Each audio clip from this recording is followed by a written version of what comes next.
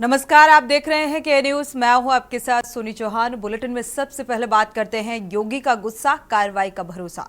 Ayodhya rape पीड़िता नाबालिग लड़की की मां ने लखनऊ में सीएम योगी आदित्यनाथ से मुलाकात की और इस दौरान सीएम ने सपा नेता मोहित खान समेत अन्य आरोपियों पर कड़ी कार्रवाई का भरोसा दिया है। मोहित खान का नाम 12 साल की लड़की से रेप केस में आया सामने।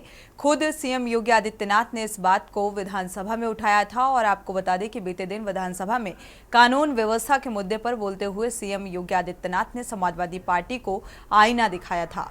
उन्होंने कहा कि अयोध्या में दुष्कर्म करने वाला सपा सांसद अवधेश प्रसाद का करीबी है, लेकिन पार्टी ने अब तक उस पर कोई कार्रवाई की नहीं और योगी ने मामले पर समाजवादी पार्टी और अयोध्या से मौजूदा सपा सांसद अवधेश प्रसाद को भी घेरा। उन्होंने कहा कि बलात्कार का आरोपी समाजवादी पार्टी का है। उसने पिछड़ी जाति की एक बच्ची के साथ कुकृत्य किया, लेकिन इस पूरे मामले पर अब तक सपा का कोई भी रिएक्शन निकलकर सामने नहीं आया, जबकि आरोपी सपा सांसद का करीबी है।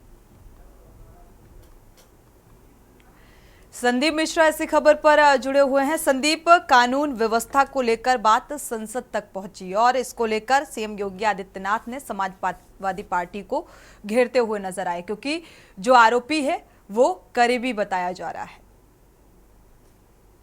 जा सकता है क्योंकि जब ये बात संसद में पहुंची तो उत्तर प्रदेश के मुख्यमंत्री योगी आदित्यनाथ ने एक बात कहा था कि जिस तरीके से सपा का संरक्षण है उसको, इसीलिए शायद वो ऐसी हरकतें करता चला रहा है। कई बार का जिलाध्यक्ष रह चुका है और ये जो बात है उसको लेकर के कानून व्यवस्था पर सख्त तेवर दिखाते हुए उन्होंने ऐसी बात कही, क्योंकि जिस तरीके से लगातार कानून व्यवस्था को लेकर के विपक्ष जो है लगातार सवाल खड़ा कर रहा था, इसको लेकर के उत्तर प्रदेश के मुख्यमंत्री योगी आदित्यनाथ चुप होकर के केवल सदन में बैठे हुए थे और इन सारी बातों को सुनते हुए नजर आ रहे थे। लेकिन जब उन्होंने ये समझा कि किस तरीके से जब विपक्ष मुझे घेर रहा है चारों तरफ से, उसके बाद उन्होंने करारा जवाब दिया और इस जवाब में साफ तौर पर उन्होंने कहा कि जिस तरीके से समाजवादी पार्टी के जो कार्यकर्ता है वो किस तरीके से महिलाओं को छेड़ते हैं, किस तरीके से इसमें प्रतिभाग रहते हैं, तो इसको कानून व्यवस्था को लेकर के उन्होंने जवाब देते हुए ये बात कही। हालांकि जिस तरीके से अयोध्या में रह करके उन्होंने 2 बार के जिला अध्यक्ष भी रह चुके हैं और ऐसे में उस पर तंज कसा है और अब जो है उसकी गिरफ्तारी भी हो चुकी है। जी बिल्कुल, शुक्रिया इस जानकारी को साझा करने के लिए। संदीप, बने रहिए हमारे साथ। जाहिर सी बात है, संसद में एक करारा जवाब विपक्ष को देते हुए नजर आए सीएम योगी आदित्यनाथ, जब कानून व्यवस्था के मसले पर सवाल उठाए गए।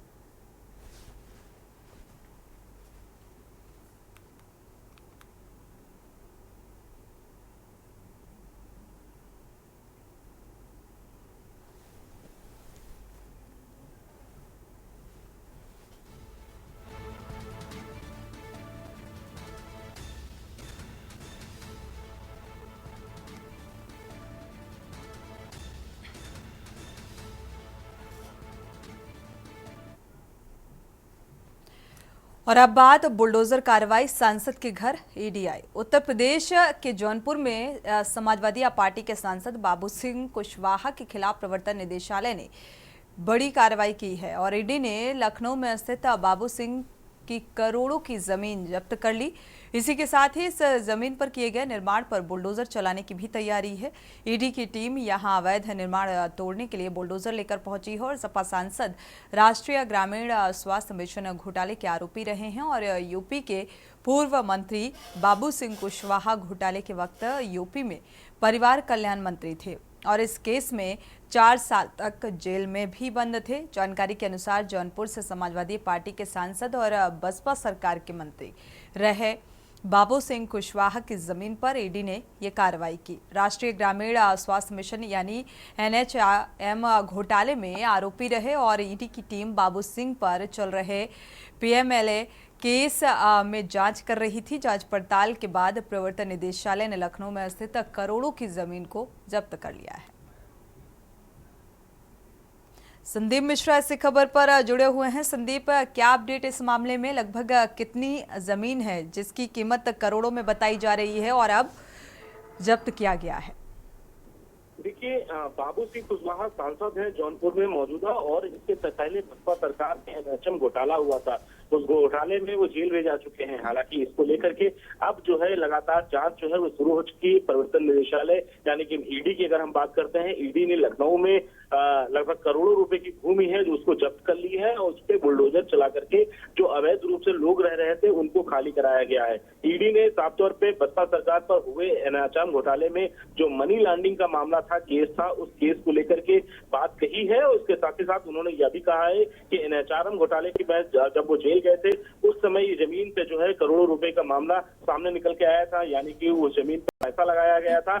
अब जो है ईडी जब इस पूरी विवेचना कर रही है, पूरी मुद्दों को जांच कर रही है, तो तमाम चीजें जो है वो सामने निकल के आ रही हैं और ऐसे में लखनऊ स्थित ये जो करोड़ों रुपए की जो जमीन सामने निकल के आई है, जिस पर आज जो है अवैध निर्माण को तोड़ा गया है, बुलडोजर जिस पर बाबा का चला है, तो निश्चित तौर पर बड़ी कार्रवाई जो है वो देखने को मिली है। क्योंकि इससे पहले अगर बात करते हैं तो लगातार जो है बाबू सिंह कुशवाहा सुर्खियों में रहे हैं। बसपा सरकार में एनएचएम घोटाला हुआ था, उस घोटाले में जेल भी जा चुके हैं। हालांकि इन सभी बिंदुओं को देखते हुए लगातार जो है ईडी पहले से भी जांच कर रही थी और अब फिर से जांच जो है और तेज कर दी है।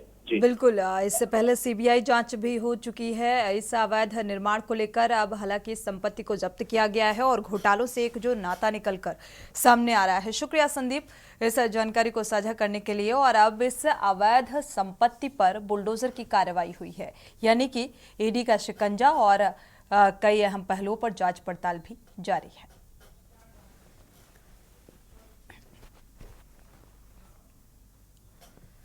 बढ़ते आगे, बसपा सुप्रीमो यानी कि आरक्षण पर माया के सवाल। बसपा सुप्रीमो मायावती ने आरक्षण को लेकर सुप्रीम कोर्ट के दिए गए फैसले पर सवाल उठाए हैं। कहा है कि क्या दलितों और व आदिवासियों का जीवन द्वेष और भेदभाव मुक्त हो गया है? ऐसे में आरक्षण का बंटवारा कितना उचित है? उन्होंने भाजपा कांग्रेस को भी निशाने पर लिया। कहा कि एससी एसटी और ओबीसी लेकर दोनों दलों का रवैया उदारवादी रहा है, सुधारवादी नहीं। उन्होंने सोशल मीडिया एक्स पर कहा कि सामाजिक उत्पीड़न की तुलना में राजनीतिक उत्पीड़न कुछ भी नहीं। क्या देश के खासकर करोड़ों दलित आदिवासी जीवन द्वेष या भेदभाव मुक्त, आत्मसम्मान और स्वाभिमान पूर्ण का हो पाया है?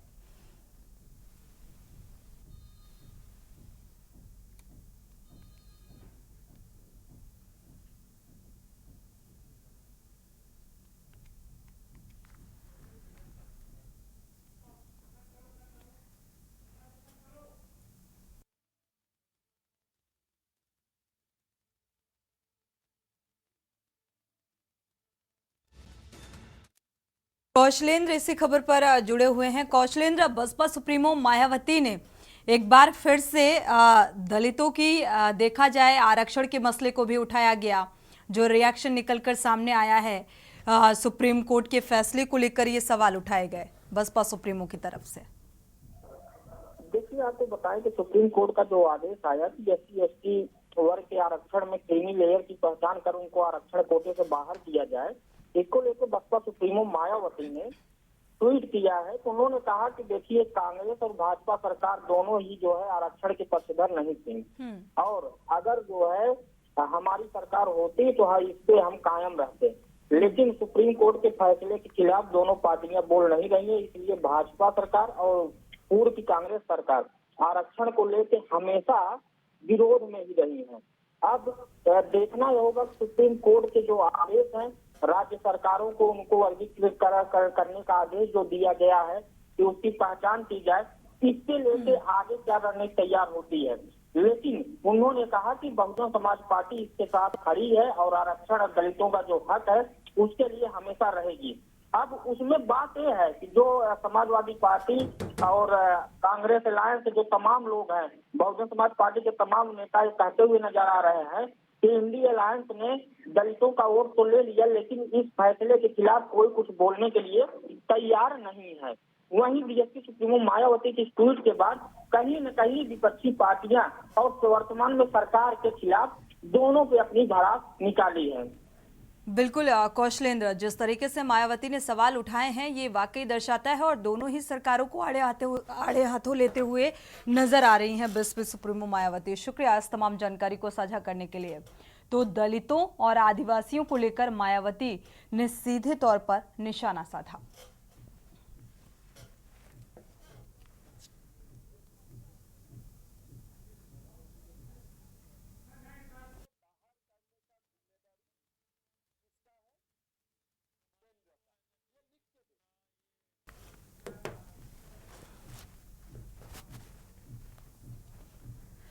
बढ़ते आगे और बात करते हैं मदरसे में खेल बच्चे बेमेल। भिंड जिले का सरकारी विभाग कोई भी हो, हर जगह फर्जीवाड़े की तस्वीर सामने आती है, यानी कि भ्रष्टाचार से जुड़ा हुआ मामला।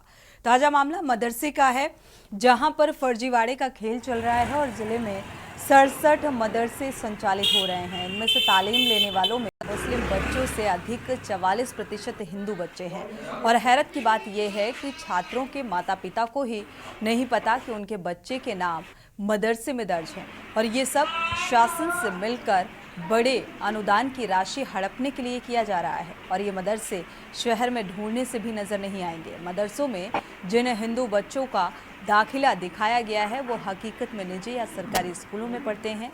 वो मदरसे में नहीं गए।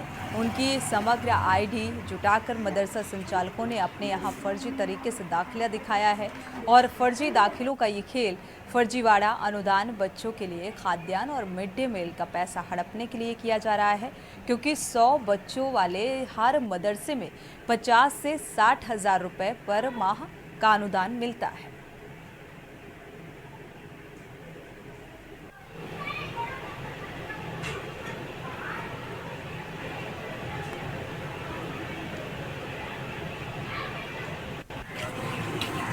आगे नहीं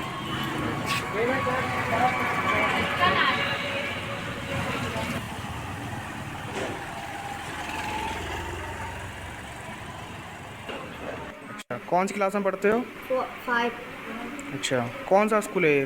सरकारी कौन सा? मदरसा मदरसा में कब से पढ़ रहे हो आप? 2-3 साल हुए। अच्छा, तो आप कितने स्टूडेंट पढ़ते हैं इसमें, आपके समाज के लोग? समाज के आपके समाज के वो हिंदू वगैरह कितने पढ़ते हैं? मुस्लिम भी हैं, हिंदू हैं, दोनों। अच्छा, ये कौन से स्कूल में पढ़ते हैं आप? मदरसा अच्छा, क्लास कौन सी है? अच्छा, कब से पढ़ रहे हैं आप? 6 साल। अच्छा, इसी स्कूल में पढ़ रही हैं? हाँ, ऐसे ही पढ़ते प्रॉब्लम। अच्छा, और भी हिंदू वो जो छात्र हैं वो आते हैं क्या स्कूल में? पता नहीं हमको आगे से नहीं, ये पूछा जाएगा आपके समाज के और भी लोग आते हैं, हिंदू समाज के इसमें? आते हैं। ये ऐसा है, ये अभी आपको पेपर के माध्यम से ऐसा सुन मैं इसमें एक कमेटी का सकता हूँ और उसकी पूरी तरह जांच कराऊँ, और यदि इस तरीके का कोई प्रकरण कहा जाता है तो उसकी मानता समाप्ति की कार्रवाई के साथ जो भी नियमानुसार कार्रवाई होती है। तो लगभग कितने जो मदरसा हैं जो संचालित हो रहे हैं भिंड जिले में? मेरी जानकारी में अभी लगभग 60 ऐसे मदरसे जो संचालक हैं मदरसों के संचालक। तो इनके नियम क्या हैं, क्या बायलॉज है इसका, मतलब किस तरह से उसका संचालित कर सकते हैं? इस बायलॉज के लिए तो मैं फिर उनकी मान्यता की फायदा निकालनी पड़ेगी जब उनको देखें, क्योंकि ये मेरे समय की कोई मान्यता इसमें है नहीं। पूर्व के सारे मदरसे पूर्व से ही संचालित हैं, तो उसको जो भी है उसको देख करके और जो भी नियम है उसके बाद आगे नहीं। तो सरकारी रिकॉर्ड में जिले में 67 मदरसे संचालित हो रहे हैं, जहां तालीम लेने वाले मुस्लिम बच्चों से अधिक हिंदू बच्चे हैं। और ये महज इसलिए चल रहा है, यानी कि फर्जीवाड़ा जो देखा जाए सरकारी रिकॉर्ड है। अब चूंकि ये तस्वीर सामने आ रही है भ्रष्टाचार की तस्वीर और फर्जीवाड़े की, तो इसमें ये देखना होगा किस तरीके से अब इसकी जांच पड़ताल होती है, क्योंकि असल में जो दाखिले दिखाए गए हैं फर्जी तरीके से, वो बच्चे मदरसे नहीं जाते बल्कि सरकारी स्कूलों में पढ़ते हैं।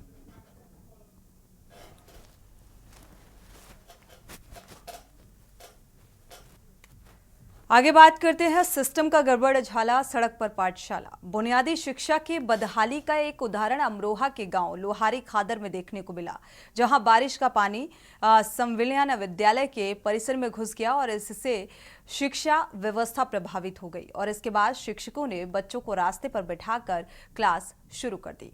देखकर ग्रामीण जमा हो गए और प्रदर्शन शुरू कर दिया। सूचना पर पहुंची ग्राम पंचायत की टीम ने स्कूल परिसर से पानी को बाहर निकलवाया, तब जाकर समस्या का समाधान हो सका। तेज बारिश के चलते गांव लुहारी खादर के संविलियाना विद्यालय के रास्ते और परिसर में पानी भर जाता है। सुबह जब शिक्षक और शिक्षिकाएं स्कूल पहुंचते हैं तो विद्यालय में पानी भरा हुआ था।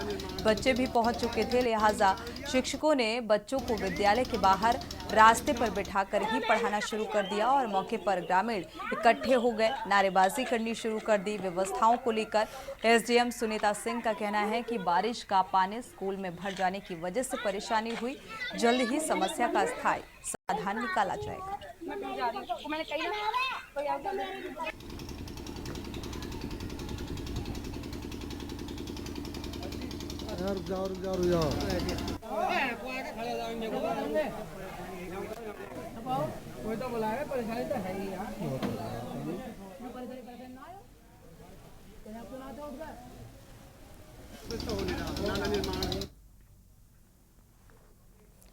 और आगे बात करेंगे, इजराइल में तनाव उड़ाने रद्द। फिलहाल इस पूरी खबर से आपको रूबरू कराएंगे एक छोटे से ब्रेक के बाद।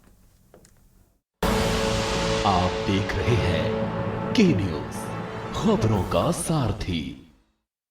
ब्रेक से वापस आ रहे हैं। इजराइल में तनाव उड़ाने रद्द। पश्चिम एशिया में तनाव के माहौल को देखते हुए भारतीय एयरलाइंस कंपनी एयर इंडिया ने इजराइल की राजधानी तेल अवीव के बीच संचालित होने वाली उड़ान सेवाओं को रोकने का फैसला किया है। हमास के शीर्ष नेता इस्माइल हानिया की ईरान में हत्या के बाद से पश्चिम एशिया में तनाव चरम पर है और ईरान ने हानिया की मौत का बदला लेने के लिए इजराइल पर हमले की धमकी भी दी है। इजराइल हाई अलर्ट पर है। ऐसे में हालात को देखते हुए भारतीय एयरलाइंस कंपनी एयर इंडिया ने भारत और इजराइल की राजधानी तेल अवीव के बीच संचालित होने वाली उड़ान सेवाओं को रोकने का फैसला किया है। एयर इंडिया ने एक बयान जारी कर बताया है कि पश्चिम एशिया के हालात को देखते हुए हमने तेल अवीव के लिए प्रस्तावित संचालन को तुरंत प्रभाव से रोकने का फैसला किया। तेल अवीव से यहां आने वाली और यहां से तेल अवीव जाने वाली विमान सेवाएं फिलहाल 8 अगस्त 2024 तक रोकी गई हैं। लगातार हालात पर पैनी नजर रहेगी। एयर इंडिया ने सोशल मीडिया पर साझा कर एक पोस्ट में लिखा है कि इस अवधि के दौरान जिन यात्रियों ने अपने टिकट बुक किए हैं उन्हें दोबारा टिकट बुक कराने पर एक बार छूट भी कैंसिलेशन चार्ज से भी राहत दी जाए।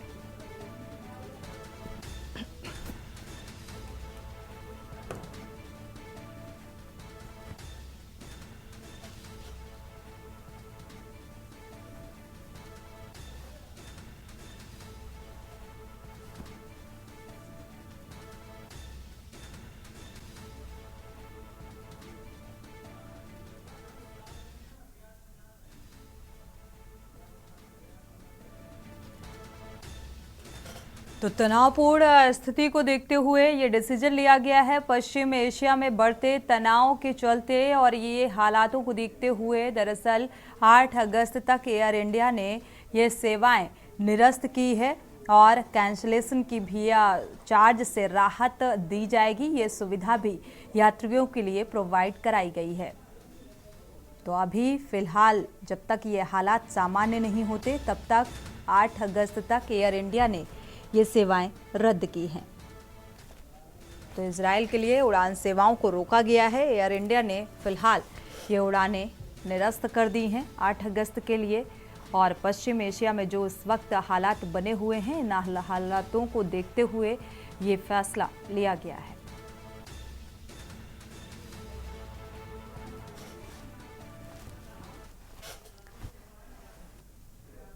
इसी के साथ बुलेटिन में इतना ही। आगे खबरों के लिए आप देखते रहिए के न्यूज इंडिया। आप देख रहे हैं के न्यूज, खबरों का सारथी।